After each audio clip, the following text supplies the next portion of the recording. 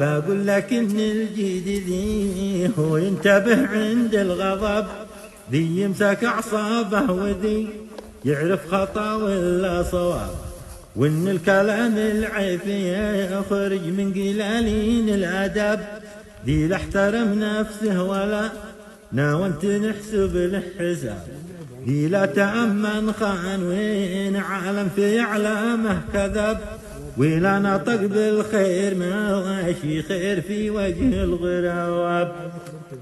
كم من بري يصبح ضحيتهم وماشي له سبب، والعايب المكار من خلف الستارة والحجاب.